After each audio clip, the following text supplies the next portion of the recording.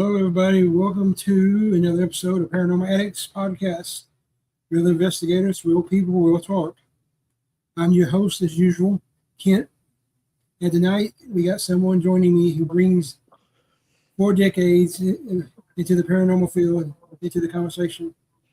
Eric Perry is an investigator, author, producer, and writer whose interest in paranormal didn't begin because he watched a television show or decided ghost hunting looked fun.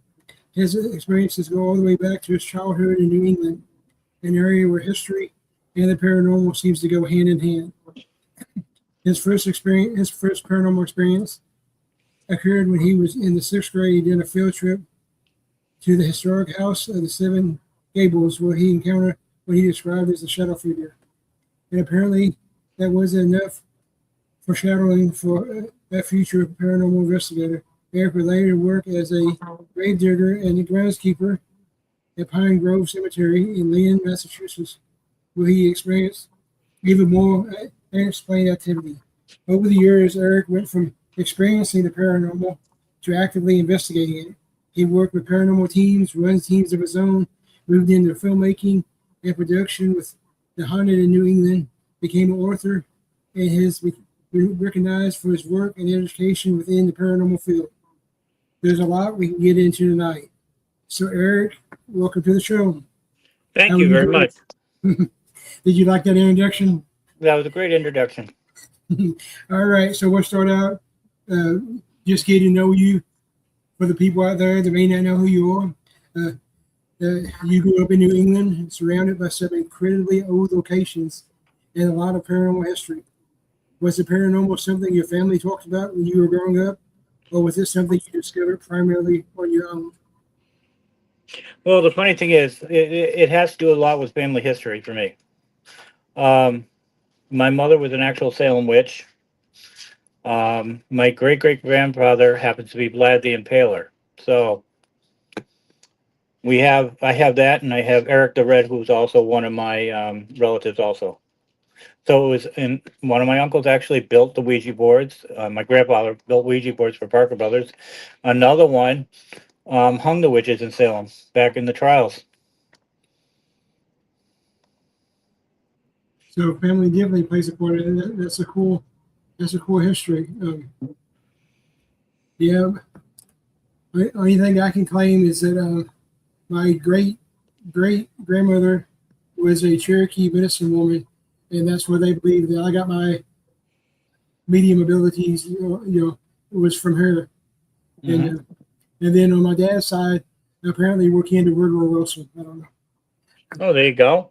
Yeah, it's something. Talking about your experience in the 6th grade during the field trip to the house of the Seven Gables. First of all, for the people who don't know, tell them what the house of the Seven Gables is. I mean, it's one of the most known locations, but some people out there might not know it. So. Well, the House of Seven Gables was named the House of Seven Gables due to the seven gables on the house. It dated back to the witch's time in Salem, Mass. And the day that I had my experience, I decided to be a not so nice guy, nice kid. I stayed behind, let the class go up to the 2nd floor. I stayed in the dining room. When I was staying in the dining room, I saw the shadow go from left to right. Felt a cold touch on my shoulder, and then I heard the words, "Get out," in a very gruff voice.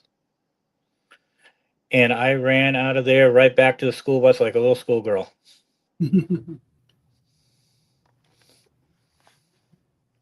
Okay, my camera decided to go crazy. Okay. Anyway, apparently I'm glitching, but that's okay. Nobody wants to look at me anyway. I got a radio face, Nah. Okay.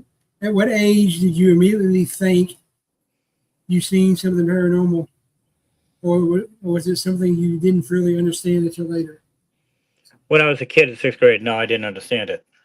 Explained it to my mother. She tried to explain it to me. But when I went to work for the Pine Grove Cemetery is when I really tried to understand what I was seeing and hearing during that time period. You just answered my next question. It was, did you tell anybody? You told your mom. Did you tell anybody else besides your mom? No, no, due to the fact that I didn't think my friends at the time would have understood it. I understand that one. Yeah, my experiences start young too. Um, in my book that I have out right now, my first book, it says Mike says good evening, good evening. Good evening, Mike. So my first book is titled "Don't Buy Generic Batteries." Don't buy generic batteries. It's probably not a demon. And my opening, when my introduction is done by Aaron G. Thompson, but the first thing I write in the book is that most people's first memories are of their first Christmas or their first spike. Mine's of the first time I saw an apparition. I was 5 years old at my grandparents' house in Carroll, Illinois. Oh, there you go. So yeah, so I understand, and of course you grew up in Massachusetts, and I grew up in New England, and I grew up in the tri-state area down here. It's not only the Bible Belt; it's basically the capital of the Bible Belt. I think we have more churches than we have people per capita, and so yeah, back in those days, that was way before we had ghost adventures, ghost hunters, ghost brothers, ghost dogs, ghost sisters, ghost cows, any of that stuff. We didn't have any of that. We had one Friday a month. Robert Stack on Unsolved Mysteries would do the unexplained. That was what we had. And yeah, but you also had In Search Of too. Yeah, definitely, and that helped me a lot. And yeah, and I read everything I could get my hands on, and I still do that. I'm an educated investigator, not just an experienced investigator. I went on my first investigation in '86. I was 12 years old. When people ask me how long I've been investigating, I say 92 because that's when I turned 18 and I could do it on my own. But I actually went on my first investigation in '86, and then I proceeded to get a degree in parapsychology from West Georgia University. It's now the University of West Georgia, but when I went there, it was West Georgia University. And then I got 2 degrees in theology, and then I trained in demonology under Bishop Long. So that doesn't make me anything special. That just means I'm educated because I wanted to know everything I could, because I do this to help people. And the more I know, the more I can help, if that makes sense. It does, because that's what we do. That's what paranormal investigators are supposed to do. Like I've seen paranormal investigators actually charge for investigations. I've seen stuff like that, and it just blows my mind. The first written rule in the paranormal field is no charging. Exactly. I have people ask me, and I'm like, if you're talking to a team and they're wanting to charge you, hang up the phone, because there's plenty of legitimate teams that will come there for free. Yep, I agree. Yep. And yeah, and and we'll get into this more later, but to me, the biggest problem we have in the field right now is, instead of having paranormal investigators, we have paranormal entertainers. They're more worried about being on TV, or being the next Sam and Kobe or whatever. And if that's why they're in here, they need to take that somewhere else. Because if you're not in the field to help people, you're in it for the wrong reason. Or at least that's what I think. Right. Well, see, for me, it wasn't always about doing anything on TV. It was always there to help somebody, and I have thousands and thousands of home cases under my belt. Doing this, and then Travel Channel came to me. I didn't go to them. I'm like, okay, let's see what we can do. They said, let's do you on a episode of Haunted Hospitals. I'm like, oh, I got this one. I know a really good one. And it was about my encounter with a nurse who committed suicide. and a doctor that was not so nice in the basement of this building.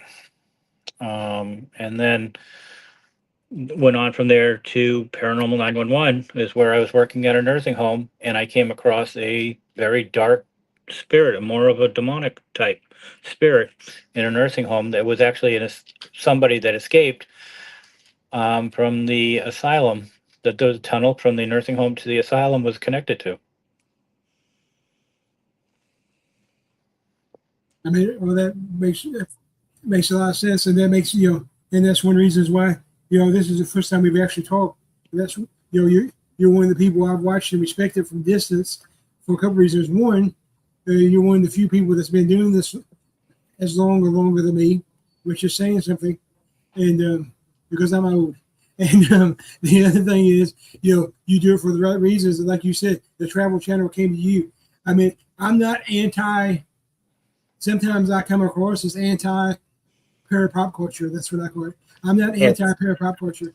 As long as you do it the right way, I think it can be useful. I mean, I'm actually, between me and you and the people listening to my podcast, I'm actually working on a show right now with Scare Network. It's going to be me and Kenneth Drake investigating. We're going to be investigating together. So we'll go two different styles, two different gifts, see if we get the same thing. Because obviously Kenneth investigates with his psychic medium abilities, and I investigate kind of like a hybrid scientific style. Right. No, totally understand. Yeah, I used to say it was going to be like Dead Files, but legit. And he always corrected me and said, no, it's going to be better than Dead Files. So anyway, that's the concept anyway. And so yeah, but the reason I chose Scare Network and not other networks is because with Scare Network, I still have control of the content. And that way I know it's legit and it's not going to be commercialized and over dramatic, and I've been on shows. I've technically been on shows before. I always get cut because I won't sell stuff. I actually had a producer tell me, get mad at me because I wouldn't sell. He wanted me to sell a REM pod going off. I'm like, I've been investigating for 25 years at that time. I was like, I've been investigating for 25 years. I don't get excited over a REM pod going off. Let me put it this way. Sometimes with a REM pod going off during an investigation, it's not always paranormal. Exactly. One of the things that I found out about the REM pod was walkie-talkies. Walkie-talkies set the REM pod off constantly. Yep. And that's one of the things. And like, even when you're wearing your camera gear and everything that you're wearing or doing your investigations, they're going to set it off. Because they all giving off some kind of energy wave, and it's going to hit it, and it's going to set it off. Exactly. And I mean, and that's what I tell people all the time. There's nothing wrong with all this equipment we have. I do think the newer investigators rely too much on it, but there's nothing wrong with it. But you have to understand how it works. You have to understand. You have to understand the false positives. You have to understand its limitations, and you have to understand. Not every time it goes off is paranormal, Correct. I mean, that's just like the most controversial, whatever you want, however you want to put it right now, is the SLS and the XLS. The SLS, I have no problem with. Watching when it was made, when it first came out, I was very much impressed by it. I have no problem with it. I have one. My problem is how most people use it. That's the problem, because when you see people on TV, you see them walking around with it because it's on TV, but it's actually designed to be a stationary piece of equipment. So and that's what I tell people all the time. I was like, you can't walk with it. It's not designed for that. They're like, but I got something. I'm like, you're walking with it. You're gonna get a lot of stuff. It's gonna pick up a lot of stuff with you. But yeah. And that's what. And I'm not saying any equipment is bad or good, but to me, all equipment can be useful. if it's used properly. Well, see, with my group, where one of our favorite pieces of equipment is a K2. No, it's old school, but it's true to it's what it does. Yeah, and everybody's got a K2. I got a K2. Now, did everybody have a K2 before Grant Wilson? Probably not. No, because you had what was called a ghost meter. Yep. Had that little red light in the front. I still have it. I still have mine. See?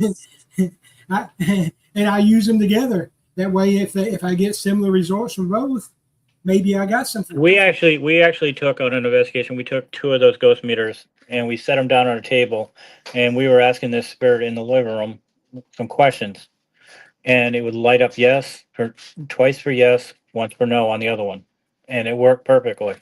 Yeah, and that's what I'm saying. If you use and some people hate phone apps. I don't use them, but I can see your phones nowadays are basically mini computers. So if it's programmed right, why not? There is one thing a phone can never do. A phone cannot be an EMF reader. Repeating, a phone cannot be an EMF reader because it puts off too much EMF on its own. It can be a thermal camera, though. You can actually buy an attachment for your phone. And it can be a really good voice recorder. Yep. Because Ghost Brothers use it as a voice recorder. Yeah. So, Mike, you asking what the name of my show is? Excuse me. Hold on a second. Missy. Get down. Hold on a second. If you ask me what the name of my show is, Mike, it's In Pursuit of the Paranormal. It's the working title. I know. We start filming in November. All right, I'm back. Sorry about that, dog. That's okay. I got one of my own, so he's actually licking my feet right now. So hey. Well, it's my stepson's dog, and she's a little. So. Yeah, mine's a little Lhasa Poo, and he's actually my service dog. He's actually trained to detect if I'm going to have a seizure. Yeah. Our dog here is trained. Missy, come on.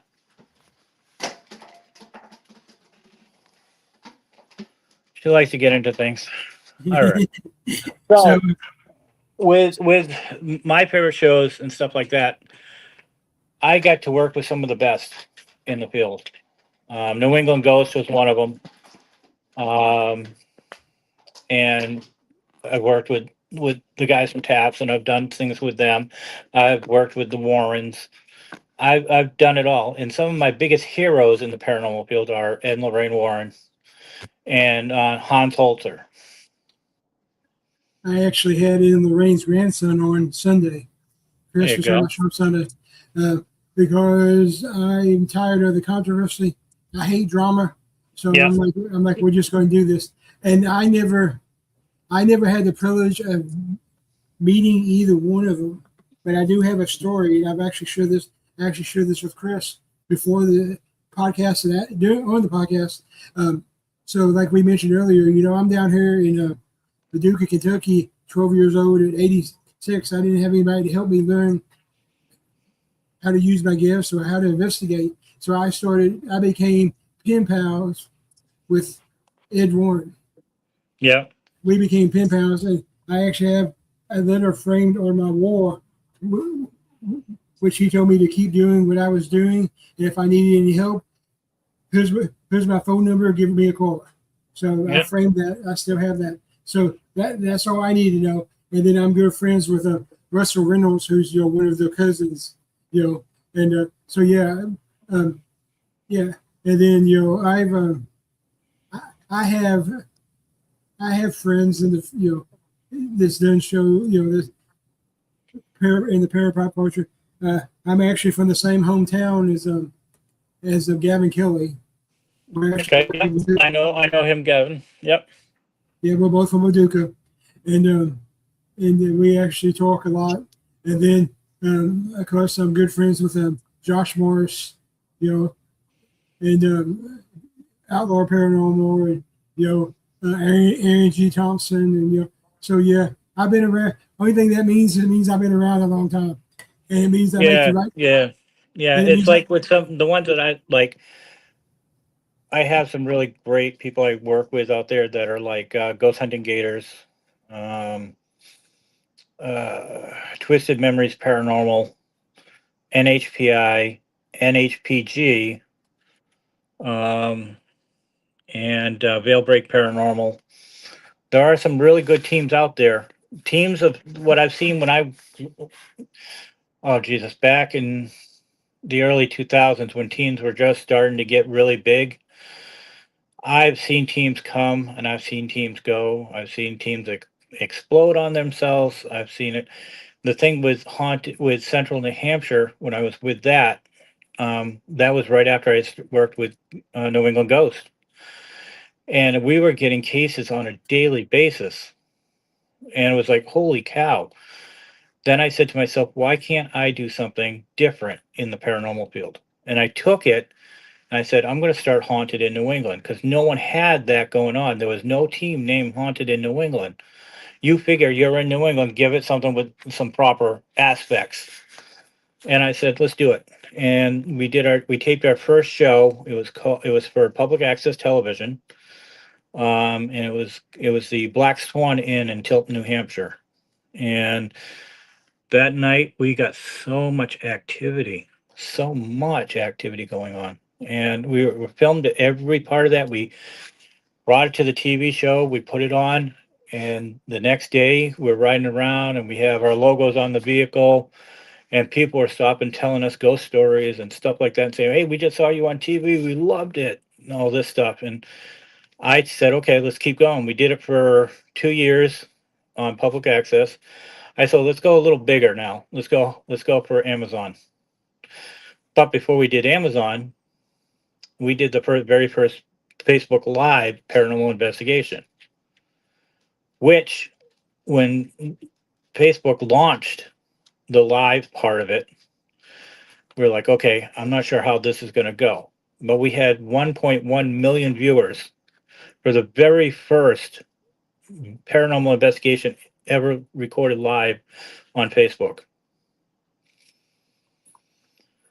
So, and then we took it over to Amazon, and Amazon's like, oh my God, we love your stuff. Let's get you some. And we put out 6 episodes for Amazon. I'm like, I love it.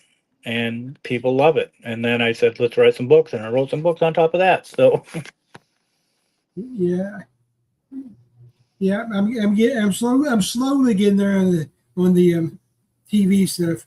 The books, I got my first one out. I'm in the middle of writing my second one. My second one is taking a little bit longer because it's kind of like my passion one, if that makes sense. let me put it this way. When you're writing a book, especially about paranormal, every detail counts. Okay. When I did The Haunting of Ransom O'Gore, we did that investigation for 4 months. You have 4 months of investigation work in that book. And it tells you everything from when we got there, what we did, what we saw, what happened, everything right down to Captain Gore's death certificate. So it was something different.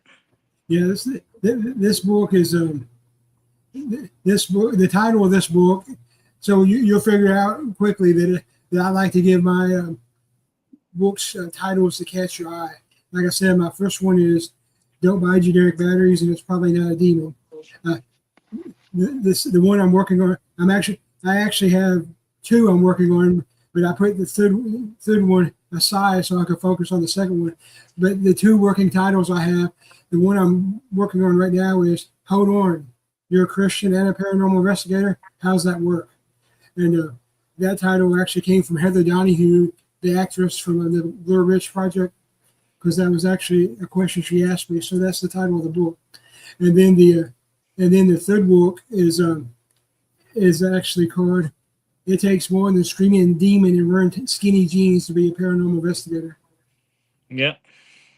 And then we always make fun. I do it when I do my TikTok lives on certain nights when I have when I have guests on and stuff like that, we make fun of Zach Baggins. We're always like, oh, I got an investigation coming up. I got to go out and get my tidy black shirt and get ready for it and get my gas mask ready.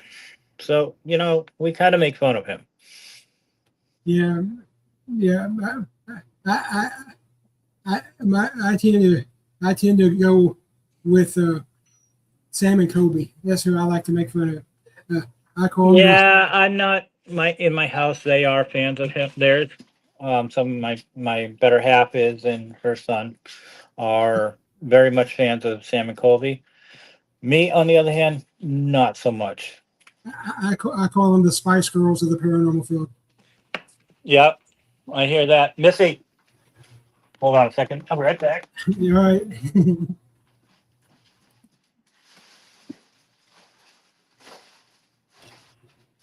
No. Oh. No. And I don't really. I can be honest with them. I mean, watching them videos now, when they first began, they have improved as investigators. My problem is more the faking. Everything's a demon. That's my problem. The thing with me for them was they lost all credibility with me. Is the Conjuring House? They lost everything for me. Okay, Well, I started following because they watched them. I watched a few of the episodes, thought they were good when they were explorers, not paranormal investigators. we're paranormal entertainers. Yeah. Yeah. So And I look at it this way: is I didn't go on YouTube and just do whatever. My thing is, I might not be big on YouTube, okay, but when it comes to TikTok, that's a whole different ballgame. I took something that no one else was doing and I brought it over to TikTok. TikTok ran with it. I'm up over 7K followers already on TikTok, and I get messages daily from people saying, "Hey, when are you going live again? When are you going live again?" Because we love hearing your stories and stuff that you've done, or having guests on from other paranormal teams. I've had teams on TikTok from Japan, from Australia, from Poland, from England, and the United States. That's what I look for, hearing other teams and what they're doing out there. That is my whole goal behind it. I love hearing teams out there talking about what they're doing. yeah, I agree that I host I do a Paracon. I don't call it a Paracon. I call it a Paranormal Expo. But I do an event every year, and I let teams come for free because I just want to hang out with other teams, learn from each other. So I completely understand that. So let's have a little bit of fun real fast. I always do. It's like us. We have one coming up too. We have it's called Paranormal at the Park. We got that coming up, and we have over 70 vendors. I got 40. So yeah, and this is the first year that I've started. I had to have brain surgery 5 years ago, so this is the first year where I'm actually going out and speaking. So I'm speaking. I'm speaking October 10th in Knoxville, Tennessee. And there you go. Yeah, I'm speaking on Halloween at in Indiana. I went blank. Lawn Manor. Doing that. So yeah. I don't know why anybody wants to look at me, but I'll talk. Yeah. But yeah. Hey, I've done lectures too. I've done lectures for schools. I've been called to schools to actually do that kind of thing. American vets have called me in to a lecture on the paranormal. Matter of fact, I have one of my vendors. He's an Army vet. He goes by the Army Vet Dan on Facebook, and he has such an amazing story. He's a 3D printer guy. Him and his autistic son do 3D printing together. And it is such a heartwarming story to hear, and how he served and how he suffers from PTSD and all that stuff. And I'm honored to be, he's going to be opening a brick and mortar shop shortly, um, for 3D printing and stuff like that. And he's asked me to be down there the day of the opening, and me and my wife. So it's like, hey, gotta go with it. You know, when you make connections out there in the paranormal fields, like you probably have over the years, and everybody else has over the years, you got to keep those connections. Like now, I have my old team, Haunted in New England, coming to this paranormal at the park because they haven't seen me in ages, and they enjoyed working with me so much as a founder and as their leader. They're like, we're coming to see you. We haven't seen you in ages. So it's like that. Yeah. I mean, we the paranormal field is a family. The ones that are doing it for the right reasons. That's just like this year is my 4th year doing it,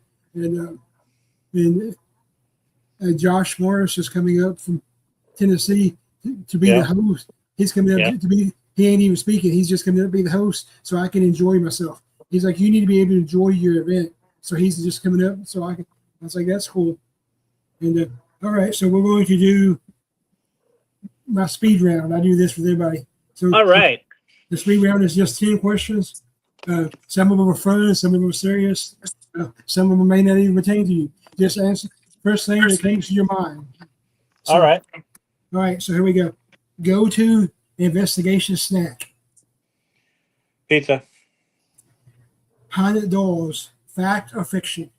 What is it? Haunted dolls, like Annabelle. Fact. Robert. Favorite paranormal show? Ghost Hunters. Coffee or energy drink? Coffee. If you could investigate with anyone, living or deceased, who would it be? If I had to investigate with somebody that's living or deceased, it would be my great-grandfather, Vlad the Impaler. Demons, fact or fiction?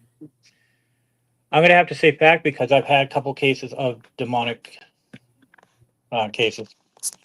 Bucket list location? Bucket list. Ashmore Estates. Protection or no protection? I actually have protection. I wear a cross. What is your playlist on your way to the investigation? What was that? That's it. That you survived. You survived this the speed round. See? Oh, awesome! Great, awesome. Those are just some fun questions. They can lead to deeper things. Just like oh, I forgot one. I forgot one of the big ones. Okay, my bad. Okay. Ouija board, game, tool, or portal? Well, knowing that my grandfather made those, I'm going to say they were actually used for witches, more or less. They were called a witch board, but they were definitely used. I would say they're real. And matter of fact, I actually have a Ouija board rug. I have a Ouija board blanket. I have a Ouija board pillow. I have a real Ouija board, and I got Ouija board tablecloth. I have an interesting history with Ouija boards. I think that, like everything else, is about the intent, how you use it. But my first introduction to a Ouija board, I was 13, and my youth pastor's adopted foster daughter. Nowadays, we'd call her goth, but Okay. they didn't have that term in 86, 87, but that's what she was, but she was hot. I mean, she looked like Alyssa Milano. Well, she was turning 16, so she was having her sweet 16 party at the Executive Inn at the swimming pool, and 13-year-old me was the only boy that got invited. So I went, and she broke out the Ouija board during in the middle of the birthday party. So that was my introduction to the Ouija board. Oh, there you go. My mother had one in the house, so I was introduced at a young age. So and now I have one. I have one custom made in England every year for my expo. Yeah. So okay, we sidetracked there, but that's okay. I like sidetracking.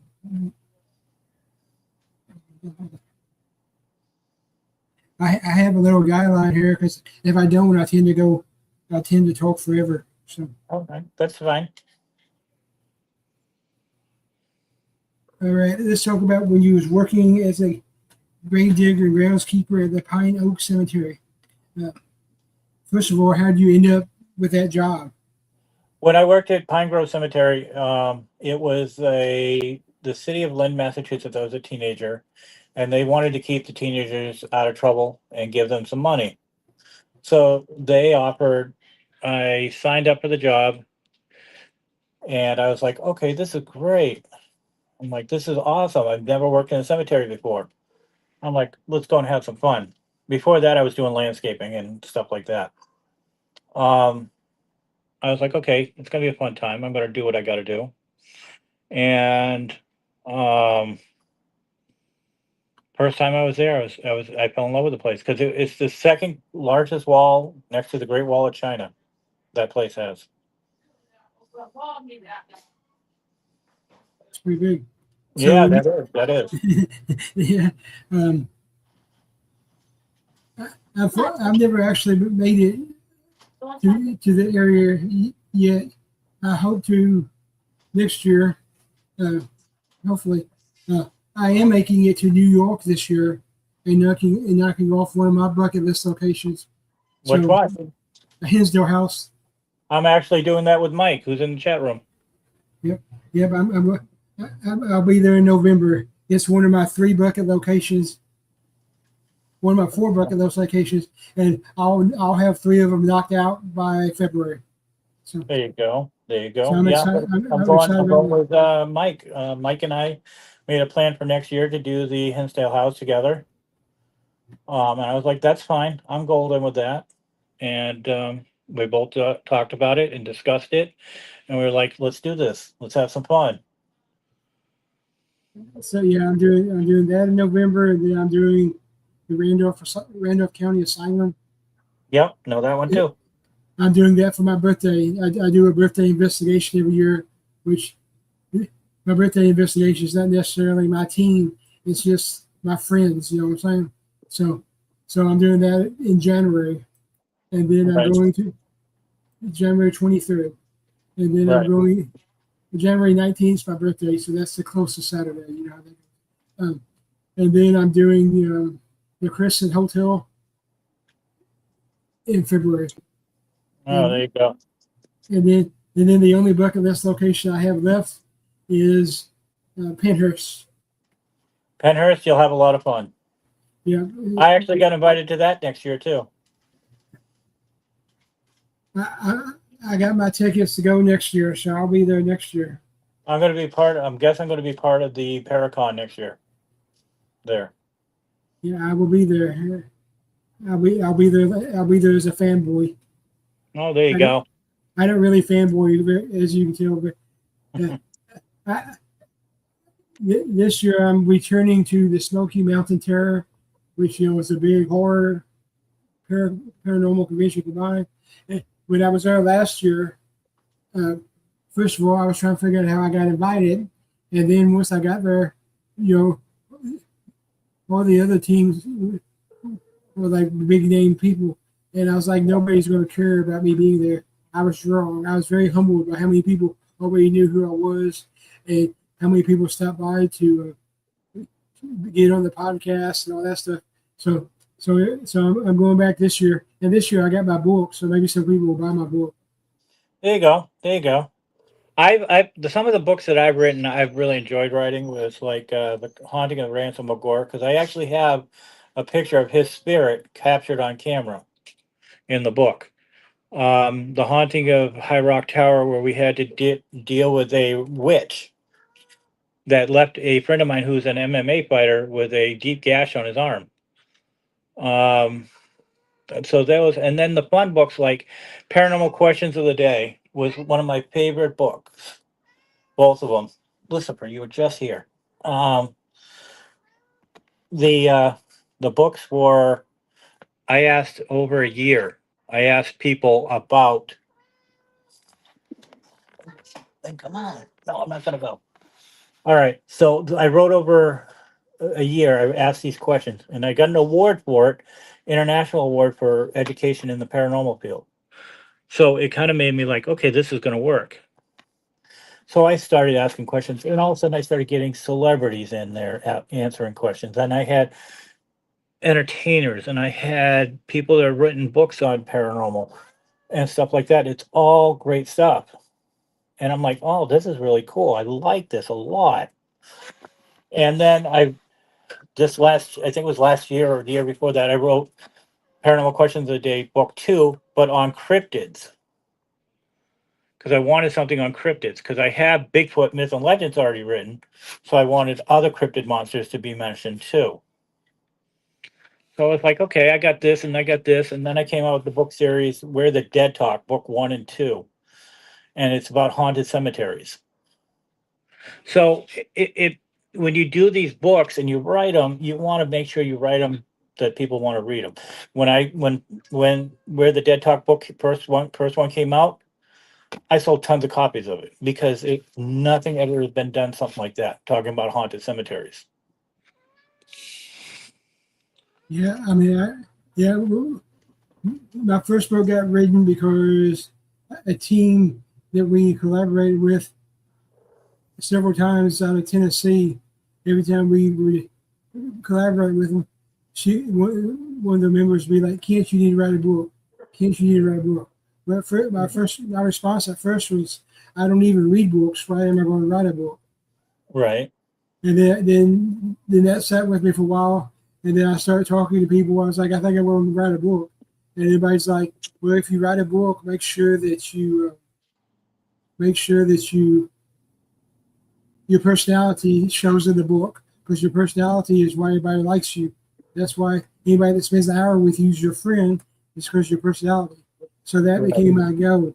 Is to make. I didn't want to write. I mean, the subtitle of the book is "Memoirs of a Paranormal Investigator." Right. So basically, it's just my story. But I didn't want it to be like everybody else's, be all boring and stuff. So I try to make it. So I mean, people seem to like it. So yeah, I sold enough copies that I kept telling people, I just hope I sell one copy. That's all. So yeah. So and now, like I said, now I got 3 books, and then I think I'm done. I say that, but then I'm already like, well, after I'm done with this one, I think I'm going to write about this. Right. The 4th book that I'm thinking about is hauntings of the Heartland. This stories of. Right. No, that sounds good. That actually sounds really good. So that's where I am in my writing, but yeah. So I got 2 more questions for you, and then we'll get you out of here. All right. So I can eat supper. I got you. So these are my questions I ask everybody. They're like my signature questions, I guess is what you call it. The first one is, how do you think the parapop culture has affected the field, both positively and negatively? Repeat that again. How do you think the parapop culture has affected the field, both positively and negatively? Negatively, it's all the drama. The drama in the field stinks. Yeah. I've gotten kind of sick of it. And right now, the one that's pissing me off the most happens to be Matt Rife with the whole thing in Salem. Positively wise, I think people getting to know the older generation paranormal investigators is much more positive lately, because we have theories that no one's even heard of. I put out the thing about the Singapore theory, and people are like, "Oh my God, that is so good. I didn't even know about that." So yeah, that's what it's about, is learning from each other, trying to figure this out. I have I have my own theory that I've developed, and I call it resident energy theory. And it's actually been Hickson magazine that just debuted this month. It's actually an article in the magazine, and that's what we're supposed to be doing, is figuring out why and what and all that stuff. So yeah, and I agree. I tell people that I think, to me, the positive is you can talk about it now. Like when I was 12, 13, 14, 15, 16, 18, people found out I was a paranormal investigator. They would try to shun me, and now I'll be at Walmart and they'll be like, "Oh, you mean like ghost hunters?" I'm like, "Yeah." And then all of a sudden, "Oh, at my grandmother's house, we've always had this happen." So yeah, that's a positive. Here's your last question. What would your advice be to somebody just starting out in the paranormal field? Learn, read. Don't watch the videos. Read. You want to know what's right and what's wrong? Read books, because a lot of these paranormal investigators, like Hans Holzer, the Warrens, ghost hunters, they all put out some really, and myself, putting out some amazing books that can help you actually learn how to investigate. If you really want to know how to investigate, read The Haunting of Ransom O'Gore, because that will give you a detailed timeline of everything that we did during an investigation. Everything from readings to you name it. Mike says that you guys are like lots of information. Appreciate that. And, Thanks, Mike. And I know Eric will echo this, and I value sharing my knowledge. That's what I enjoy more than anything now, is helping out new investigators, helping out the public, educating people. Right. I think some of the education's key. Yeah, I think some of the drama that we have now is because some people think that they should be higher up on the pedestal, and it's not about that. It's about learning from each other, helping each other out. Right. All right. So, Eric, before we go, tell everybody where they can follow you, where they can watch your stuff, where they can find your books, and where they can keep up with what you're doing next. All right, guys. Coming up, I have Paranormal in the Park, and Ghost Hunting Gators that are in the chat room there are part of that. Veil Break Paranormal, NHPI, and some other teams. We're going to be raising money for cancer, and that's why we're doing over 70 vendors for that event. If you want to watch what I do, come over to TikTok, look for the travel channel, Eric Perry. You'll find me there. And also find me on Facebook. You can find me every day there. That's how I found you.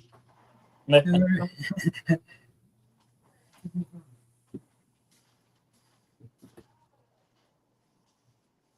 notes, I missed it. All right, so we're closing. Okay. Is there anything we didn't get to tonight that you want people to know? No, that's fine. Thank you so much for having me on. It was a pleasure. Eric, thank you. I did too. Thank you for joining us. I've enjoyed our conversation. I appreciate you sharing your experience and your decades of knowledge with us and everybody out there. To everybody watching live tonight on Facebook and YouTube, thank you for hanging out with us. Remember, tomorrow we will be live on Amazon, Spotify, everywhere you podcast, literally everywhere. So like, subscribe, all that fun stuff. For the people that are interested, my first book is available on Amazon. And thank everybody for viewing. This has been Paranormal Addicts Podcast. Yeah, and you can find my books on Amazon and at Walmart.com. Yeah. Until we'll see everybody next time. And remember, hunt ghosts, not drama. Yeah, I love that. Have a great night.